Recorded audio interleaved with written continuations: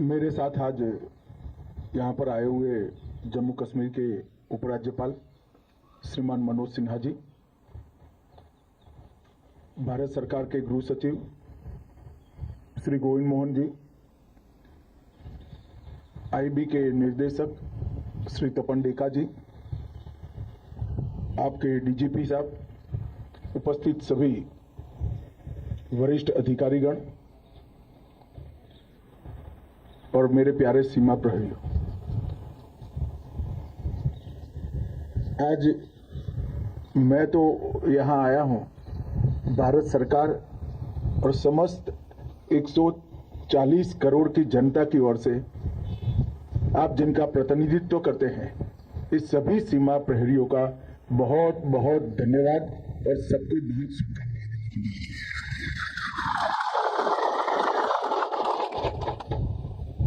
क्योंकि जब भी भारत की सीमा पर किसी भी प्रकार का आक्रमण होता है, चाहे वो ऑर्गेनाइज हो, चाहे अनऑर्गेनाइज हो, चाहे वो खुफिया हो, चाहे सार्वजनिक हो, हर प्रकार के आक्रमण को सबसे पहले झेलता है हमारा बीएसएफ का जवान। और उसने कभी भी सीमा कहां पर लगी है वो नहीं देखा।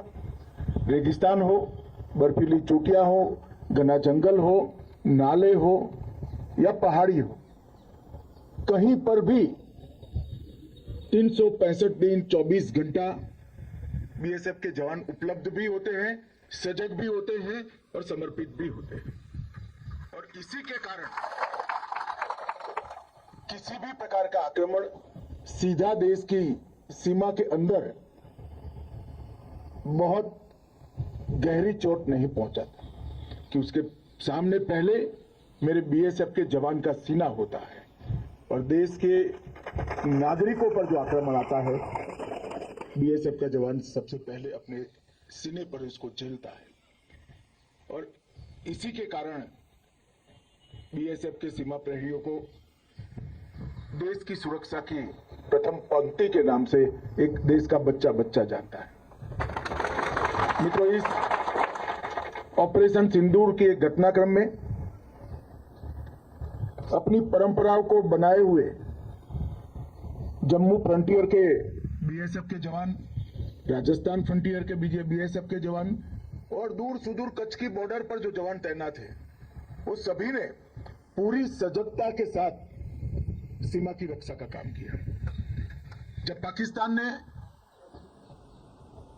हमारे आतंकवादियों के अड्डे पर किए हुए हमले का जवाब में हमारी सीमा और हमारे नागरिक रिहायशी इलाकों में हमला किया, तब जम्मू फ्रंटियर अकेले में लगभग 118 से ज्यादा पाकिस्तान की पोस्टों को तबाह और नुकसान पहुंचाने का काम हमारे बीएसएफ के जवानों ने किया। उनकी संपूर्ण निगरानी प्रणाली चुन चुन कर आपने ध्वस्त कर दी, जो खड़ा करने में दुश्मन को शायद 4-5 साल का समय लगेगा।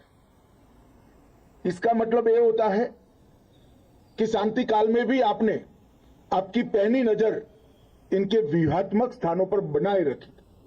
आपने सटीक जानकारी और इसके साथ साथ जब उस ओर से शुरुआत होती है तो कम से कम समय में सबसे ज्यादा क्षति किस प्रकार से पहुंचा पाएंगे वो सोच कर रखा, उसकी तैयारी भी की और ईश्वर ने मौका दिया तो कर भी दिखा दिया।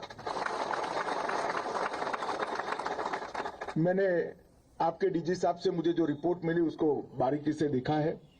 सबसे बड़ा नुकसान अगर पाकिस्तान की साइड पर हुआ है तो उनकी निगरानी उपकरणों की क्षमता को ध्वस्त करने का हुआ है और इसके कारण एक लंबे समय तक वो संपूर्ण जानकारी वाली लड़ाई नहीं लड़ पाएंगे। एक 3 दिन के समय के अंदर 118 से ज्यादा पोस्टों को नुकसान करना या पूर्णतया ध्वस्त करना, ये बहुत बड़ी बात होती है और ये बहादुरी तभी होती है जब देश पर गर्व होता है, दिल में देशभक्ति की भावना होती है और सर्वोच्च बलिदान देने का जज्बा होता है, तभी जाकर ये परिणाम आता है। मैं कोई लंबी बात करने नहीं आया हूं।